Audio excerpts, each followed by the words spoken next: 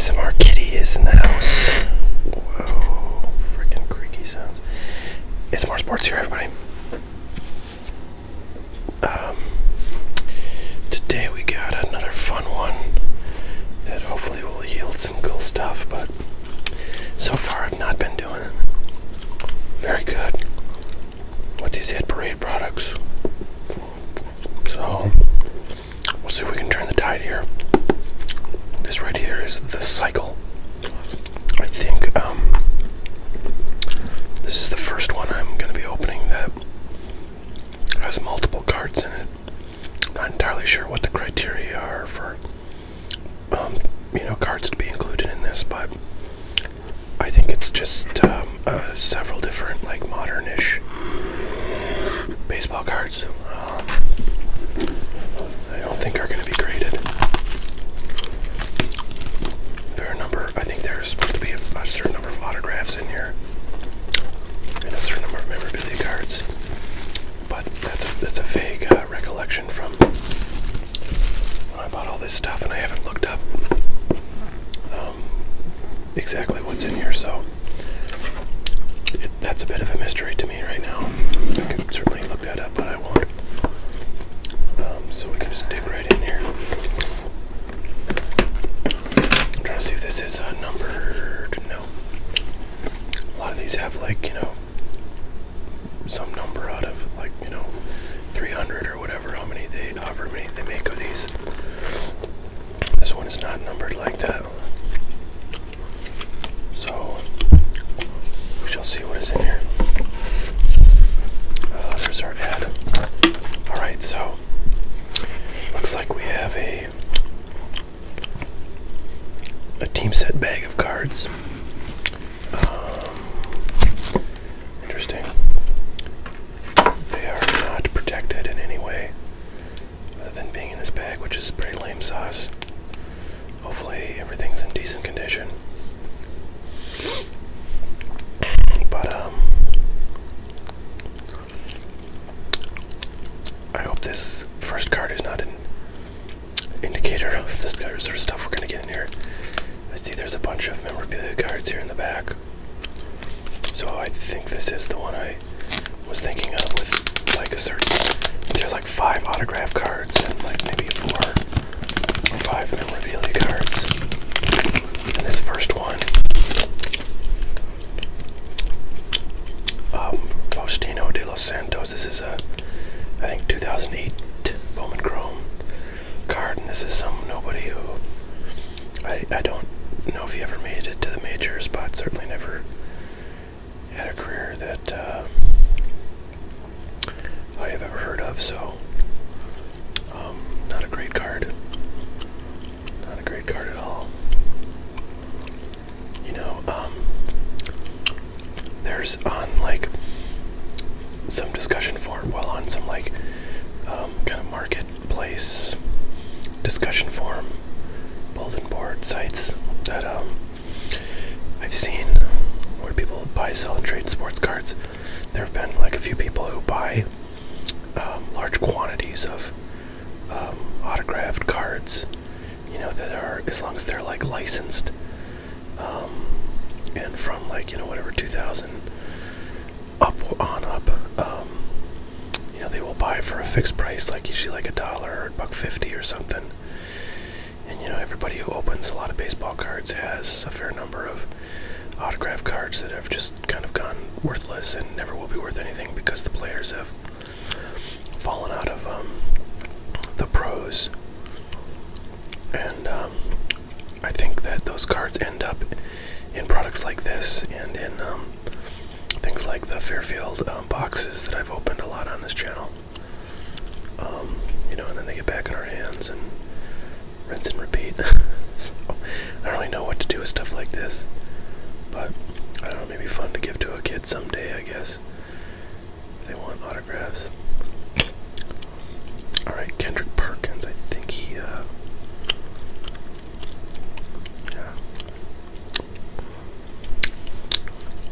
Did he make it to the bigs? I don't know if I've heard of him. I don't think so, not for Boston anyways.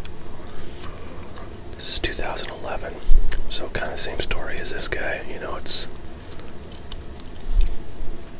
some guy that this is when he was in the minor leagues and never really made it anywhere. So his cards are floating out there without a whole lot of value, and they end up in something like this. All right, well, here's a guy who at least was in the majors, since this is a major league issue. Rookie card from Topps. Tsuyoshi Wada. The Orioles, never heard of him. Not sure what year this is. We'll take a look. This is 2012. It looks like, and looks like he was coming into the majors in 2012 from Japan. So, all right. So that's number 3 of our autograph cards. All right. Here's Jacob Wilson and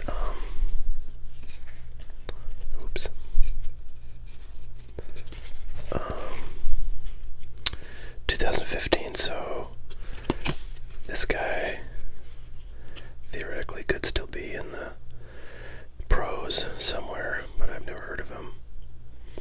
I'll have to look him up. Second baseman, yeah. Alright, here's another 2012 Topps Chrome rookie card. Eric Surkamp, yep, not heard of him either.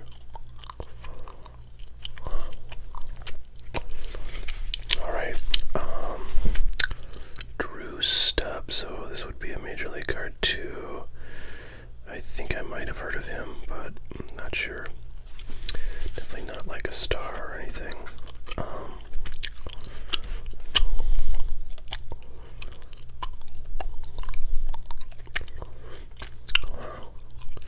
It's from 2012, so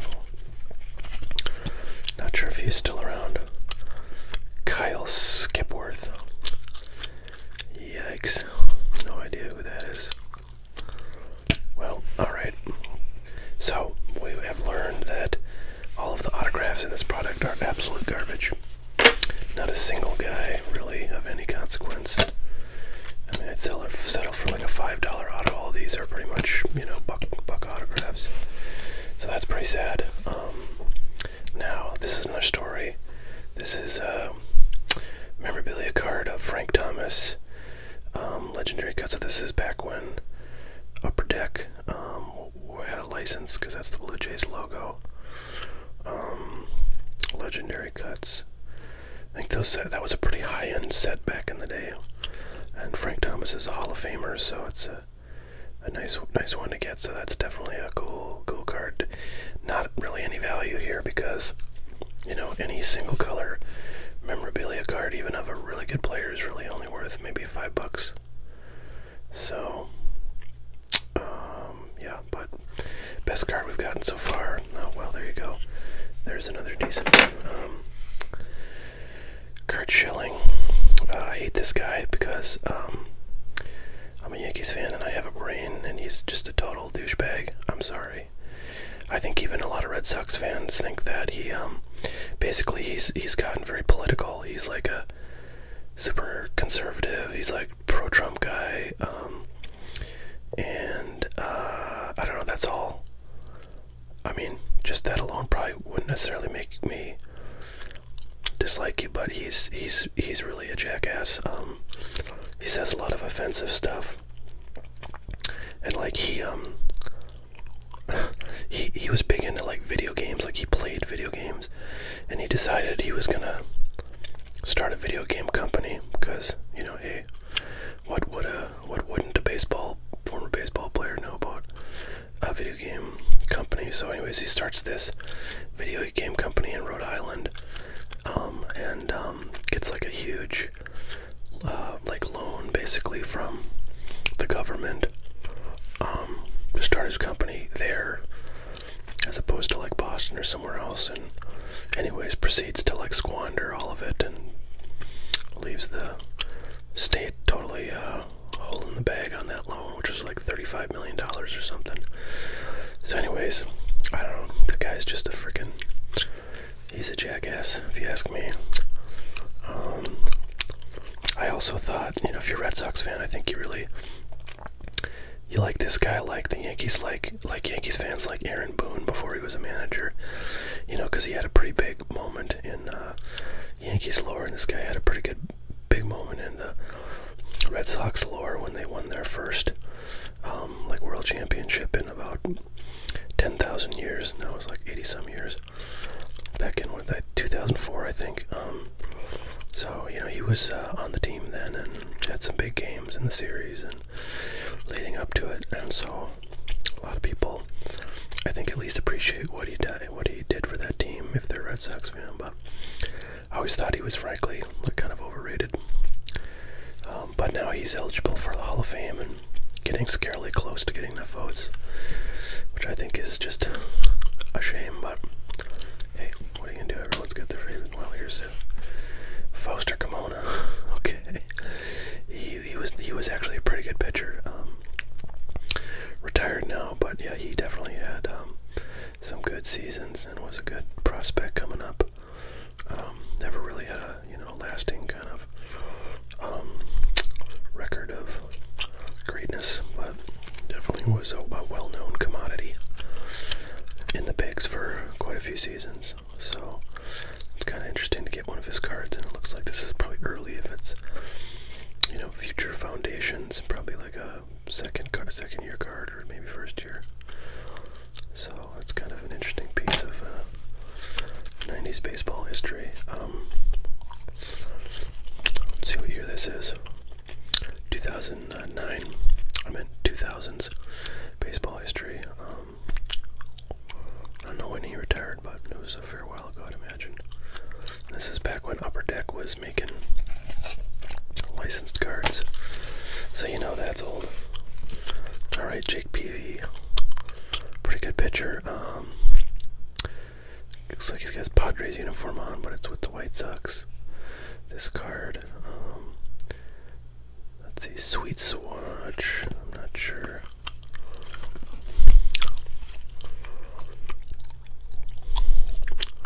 Yep, another Upper Deck from 2009. Okay. Here's kind of a neat one. None of these Swatch cards really have any value because they're just, they're not even like numbered. I don't think most of them. There's probably like 1,000 of them out there.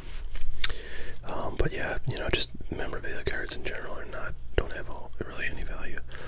So this one's kind of cool. Both these guys played on the Yankees. Gary Wood had a couple seasons as a relief pitcher for the Yankees. Actually did quite well with them. I think he went like back to the Cubs or something for like a season or two and then retired. And Alfonso Soriano came up with the Yankees and then got traded away. I can't remember how exactly that happened. He was kind of part of a big deal.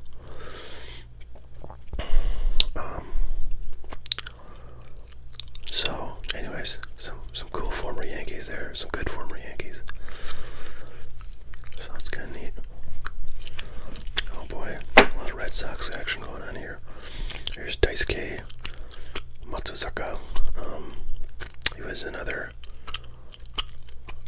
big part of some of the Red Sox world champion teams and playoff teams. And this is like the same set as that something else. Oh, the same as the Fausto Carmona. So it's kind of interesting. Alright, well, here we go. Chipper Jones and Ryan Zimmerman. Sweet Swatch. Sweet Spot. So that's kind of cool. Chipper Jones. Can't remember if he's in the Hall of Fame yet or not, but I think he is. Yeah, I think he is. Gosh, what is it with like 2008, 2009 Upper Deck products? This stuff is loaded with them.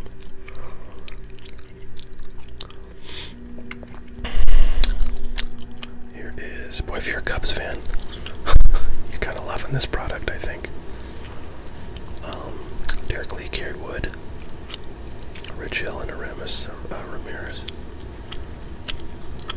Numbered out of 400. He made timelines. So, I don't know. It's kind of interesting if you're a Cubs fan. Like, honestly, if all these players were Yankees, even if they were crap, I would still be kind of excited to get them.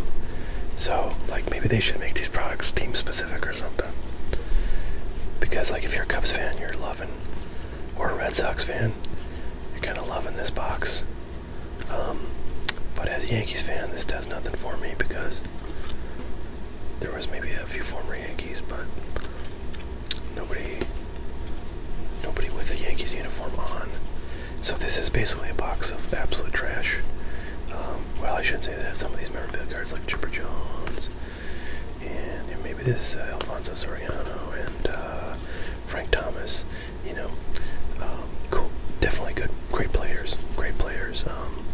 Hall of Fame caliber players in here, in memorabilia card form, but just no value. So I don't know. I mean, this was definitely interesting, I think, to see what's in here, but I think these things were like, I don't know, $90 maybe they were 60. I don't know, I can't remember, but it's hard to imagine a price at which this is not kind of a ripoff. But you know, that's the risk I took in buying this. So now I know, definitely don't buy this. And I definitely think the moral of the story is